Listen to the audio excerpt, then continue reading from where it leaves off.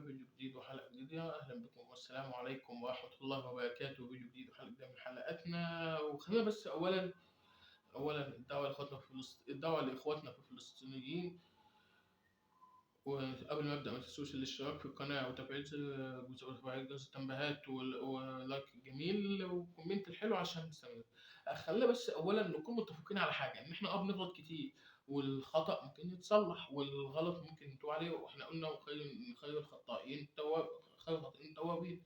ولكن سؤال الحلقة أو سؤال الفيديو اليوم، ركزوا معايا عشان الموضوع هو مقلق حبتين وممكن يبقى فيها عقاب، وكل غلطة وليها جزائها وعقابها. حضرتك هتقول انت بتتكلم عن ايه؟ خلينا بس نقول السؤال بتاع الحلقة الأول. ايه؟ ركزوا معايا. ايه اللي ممكن يوصل الست أو الحما إنها تقتل جنين في بطن أمه؟ حضرتك هتقول لي انت ايه اللي حضرتك بتقوله ده؟ انا زي ما سمعت، ايه السبب اللي ممكن يخلي الست او الحما انها تقتل طفل في بطن امه او لسه جنين ما ظهرش على وش الدنيا؟ هقول لك انا، هل يمكن ده كره، غل، حقد، غيره؟ حضرتك اقول لك، اللي انا قلته ده كله يتمثل في ان الست، الغل والحقد والكراهيه والغيره هي اللي ممكن توصل البني ادم او الانسان ان هو يعمل غلطه او جريمه ممكن هيتحاسب عليها. انا عارف ان الموضوع يعني مهم حبتين، ولكن خلينا بس نكون متفقين ان ده غلط، والغلط ده ممكن هيدوق. هو انت الناس بتغلط، بس الغلط ده بالذات يتسبب في السجن. يعني في القانون بيقول ان اي جريمه، حضرتك انت قتلت جنين في بطن امه، حضرتك قتلت طفل في بطن امه ولسه ما طلعش، قتلت الجنين. اللي ما تعرفوش حضرتك ان حادثه القتل دي هتسبب لك في السجن، والمده مش قصيرة، مده طويله. طب ليه نعمل الغلط ده واحنا عارفين انه غلط؟ وما انا قلت خير الخطأ توابين، هو ربنا ممكن يتوب عليهم ويستغفروا ويرجعوا الى ما فعلوا ويعودوا على ما فعلوه ويمحوا الذنوب. ولكن ليه الغل والحقد والكراهيه هي اللي بتخلي البني ادم يعمل اكتر من كده؟ حب غيرك، حب لغيرك كما تحب لنفسك. انا مش عارف بتتقال ازاي، انا قلتها كده تمام. يعني انت تحب نفسك، حب غيرك زي ما انت ما بتحب نفسك. يعني انت ما تحبش نفسك وما تحبش لغيرك. ده مثال. انا هتكلم في الحته دي بس النهارده، اللي هي بتاعت الحما وقتل الطفل. حضرتك الموضوع هو مش منتشر قوي، ولكن يحدث في معظم البيوت المصريه. بيحدث في ويحدث في مصر. مش كتير قوي ولكن يحدث. خلينا نتكلم على الحته دي بس شويه، نقف عندها شويه. هنقول ان ده غلط. حضرتك تسببت في قتل بني ادم، تسببت في قتل روح لسه ما ظهرتش على وش الدنيا. وحضرتك ده ممكن يأذي الست الحامل نفسها.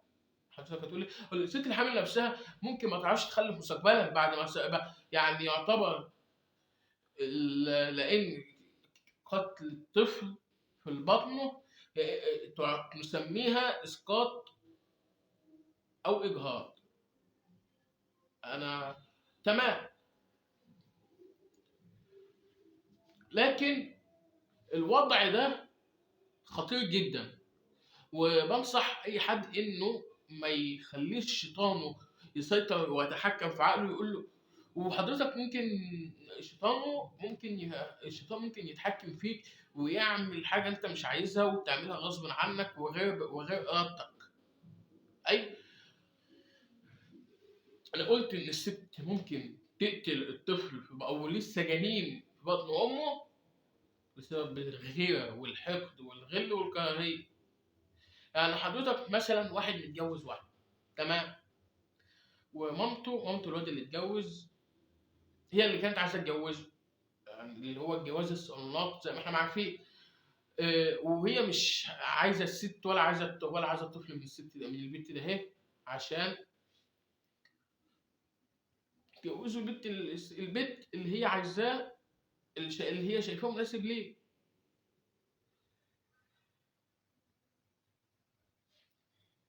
ايه، للدرجه دي وصلنا ان احنا ممكن نقتل، اي حد يقتل نفس. قال الله تعالى في القرآن الكريم: من قتل نفسا زكية بغير نفس فكأنما قتل الناس جميعا، ومن أحياها فكأنما أحيا الناس جميعا. الآية في سورة البقرة. يعني الآية دي بتقول إن أنت لو قتلت نفس مؤمنة، كأنك قتلت الناس كلها. أنا أقصد أقول إن اللي بنعمله ده غلط. يعني إزاي توصل لدرجة القتل؟ لا بجد، إزاي؟ يا ريت كل حد، يا ريت كل ست لها ابن متجوز أو أطفال منها، خلينا أقول نصيحة: اللي هتعمليه حضرتك في أحفادك، ممكن هيعود عليك بالضرر بعدين. هينبغ من أحفادك كراهية وعدم قبولهم لك كجدة، وأنا معلش في الكلام، ده ممكن يدمر. ليه؟ أو ليه حضرتك لو أنت، يعني أنا هتكلم في حاجة، خليكم بس مركزين ليه كده.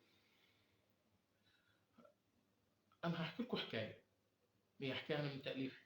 الواد اتجوز واحدة، أمه مش راضية إنها، أمه مش موافقة عليها، تمام. وهي خلاص بقى واتجوزها، والواد اتجوز غصب عنها. ليه؟ هل إحنا للدرجة دي بقينا، أقول إيه؟ بجد والله إحنا بقينا خاصة معظم المواضيع اللي أنا اتكلمت عنها ممكن تسبب إلى الحاجات زي اللي أنا قلتها، ولكن إن الموضوع نفسه يبقى موضوع قتل يبقى غلط. الله، اللهم نجنا من عذاب النار يا الله. أو نقول يا رب.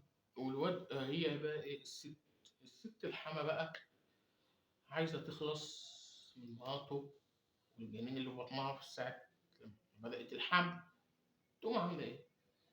حضرتك ممكن توقعها أو ممكن تكعبلها تخلي الطفل يتأذي والجنين يموت، ويبقى كده عملت اسقاط، ولا ينفع تخلف مستقبلا.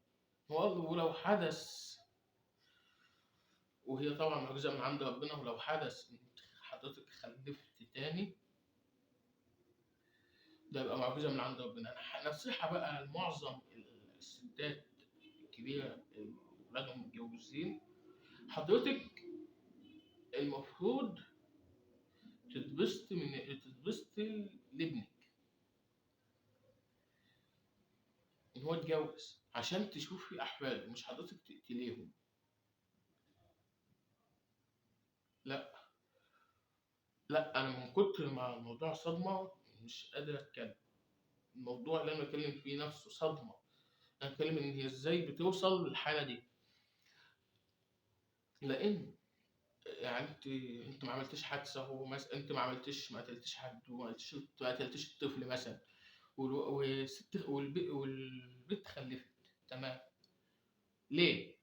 والبنت خلفت جابت طفل أنثى، انت ما بتحبهاش، واحفادك والاولاد اللي جايه انت مش حباها، كده الولاد نفسه هياخد طبع الكراهيه من ناحيتك. حضرتك حاول تكوني حنينه على احفادك، وايه، وده حاجه من عند ربنا اولا. ثانيا، الموضوع اللي اتكلمت ده عنه في منتهى الأهمية جدا، ونصيحة، أي نصيحة لكل واحد: خلوا بالكم، خدوا بالكم من أولادكم ومن عائلتكم، حتى عشان ما يحصلش فيها خراب. والله على ما أقول شهيد. كده وصلنا لنهاية الفيديو. يا ريت ما تنسوش الاشتراك في القناة وتفعيل زر التنبيهات، وأنا أشكركم على حسن المتابعة، والسلام عليكم.